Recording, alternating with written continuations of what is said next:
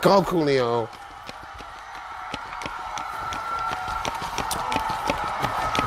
Such a shot guy, really, aren't you? Yes, I am. After a meme about Coolio would begin circulating in 2021 that reads, in 2009, rapper Coolio attempted to stage dive. Nobody caught him and he was beaten up while also being robbed. After Coolio would release Gangsta Paradise in 1995, and it would become one of the most successful rap songs of all time and would earn Coolio a Grammy. When I was growing up, you could only hear alternative music on small radio stations broadcasting out of someone's garage. Now millions of people dig it. After Coolio would get parodied by Weird Al Yankovic with the classic song Amish Paradise, and the two artists would have a short-lived beef. What was it, 96?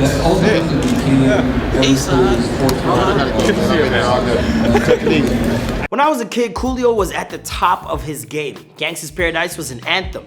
Rolling Stone stated in 2015 that Gangsta's Paradise was not just a defining moment in Coolio's career, but also in the history of rap music and popular culture. He's dropped 10 studio albums since, but could never quite find the same success. Some even call him a one-hit wonder despite 6 other top 10 hits. Today, Coolio boasts shy of 90,000 followers on Instagram. He's also had a few run-ins with the law. The rapper received felony charges in 2001 for carrying a concealed weapon in a vehicle, and in 2009 for possession of cocaine base. Most recently, per E! Online, he was charged with battery in 2013, and according to The Guardian, arrested again in 2016 after a stolen loaded pistol was found in his baggage at Los Angeles airport. On the upside, he's become a legend in the world of reality television, as he's even landed a couple of acting gigs. Aurora, baby.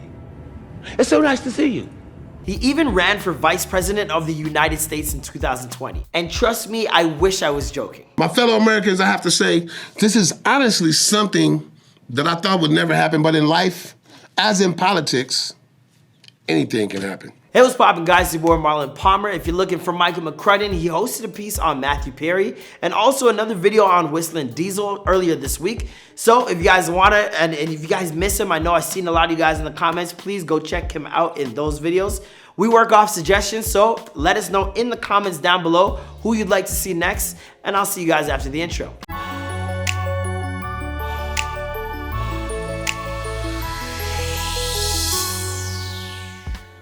Coolio was born artist Leon Ivy Jr. on August 1st, 1963 in Compton, California. He attended Compton Community College, which Snoop Dogg also attended. Following graduation, he worked in jobs like volunteer firefighting and security at the Los Angeles International Airport, before becoming a rapper in 1994 at the age of 31. He had a hit on his hands that same year with Fantastic Voyage, landing at number 3 on the Billboard Hot 100, but it was the following year that he dropped Gangsta's Paradise and everything exploded.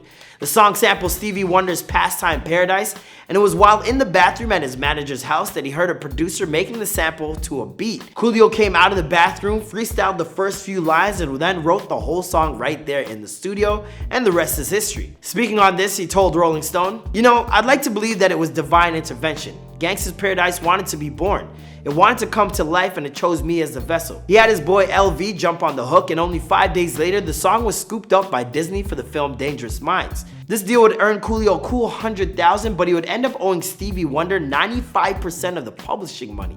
Ouch. Dangerous Minds was released in 1995, and previous to the inclusion of Gangsta's Paradise, the test screening was a flop. Once the song was added, reviews went through the roof, and the film became a phenomenal success, grossing a total of $180 million worldwide.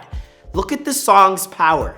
That's crazy. The song soon after climbed to number 1 on the Billboard charts and stayed there for 7 weeks, dethroning Michael Jackson's track, You Are Not Alone. Number 1 is a big deal, but beating MJ in the 90s, that's next level shit. It wasn't just black rap fans enjoying the song, but white suburban folks as well. And when Weird Al came out with his parody, that trend only continued to snowball. Interestingly enough, Coolio wasn't cool with the parody and was pissed at Weird Al for a number of years. But eventually he realized it was an honor and a testament to the song's personality. I was upset about it. Right. But when I sat down and I really thought about it, I was like, wait a minute. I was like, Coolio, who the fuck you think you are? He did Michael Jackson. Michael Jackson didn't get bad. I had to, and I was being too magnificent. Gangsta's Paradise is ranked in the top 100 of songs ever made and earned Coolio a Grammy. So now we know that story, let's get really into where are they now. Coolio was facing two problems. When you have one song go so big, people are quick to call you a one-hit wonder. And secondly, when you sample someone's song, the one hit doesn't make you enough money to live off for the rest of your life. Although he continued to make music and drop albums, with his most recent released in 2019, he could never come close to the success of Gangsta's Paradise. He toured for years with the likes of Insane Clown Posse. We decided to look into the meme about his infamous stage dive, and it turns out that according to MTV News Australia, it happened at Stafford University, which reads that after the stage dive, the students then proceeded to strip and mob Coolio of his bling, fancy brand sneakers, and his bandana. Not the bandana. Thankfully, he did get his shoes back. He also had plenty of run-ins with the law, most of which I mentioned in the intro. He served some time in jail, received 3 years probation, and was ordered to perform 45 days of community service. Coolio began to appear on TV both as himself and in supporting roles in 2004's Dracula, 3000, Infinite Darkness. High as a kite in a non-gravitational atmosphere, while I stroked my anaconda and dreamed about your Snow White ass. What did he say? In fact, according to Coolio, he was even in line to portray the Scarecrow in a future Batman film, up against Nicolas Cage for the role. As Coolio was approaching his 50s, new opportunities came his way in the form of reality TV. First was a German talent show. Harald. Coolio, coole Performance. Superstar. Einfach klasse.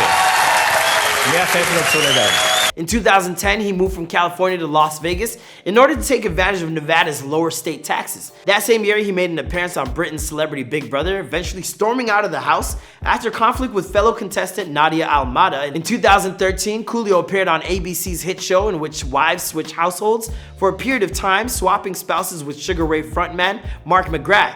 Once the show aired, Coolio claimed that he wasn't actually in a relationship with the woman who appeared on the show as his girlfriend. What a legend. A woman's work is never done. Coolio's so rude. Mark would never do this to me, and I'm just so upset right now. If you are looking for what Coolio has been up to most recently, you can check him over on his Instagram, where he has a cooking show now. Welcome to another segment of Cooking with Coolio, White Castle edition, the White Castle holiday stuff. We definitely here wish Coolio all the best. As for the rest of the story, well, I think we're gonna wrap this one up here because this is Where Are They Now, and now you know. Thank you guys so much for checking out the video. Make sure you guys check out the rest of our videos on this channel. We've dropped Kwame Brown video. We've dropped a Young Thug Rich Life video. So make sure you guys check those out. Thank you guys so much for watching. Make sure you guys leave who you want to see next in the comments down below, and I'll see you next video. Bye.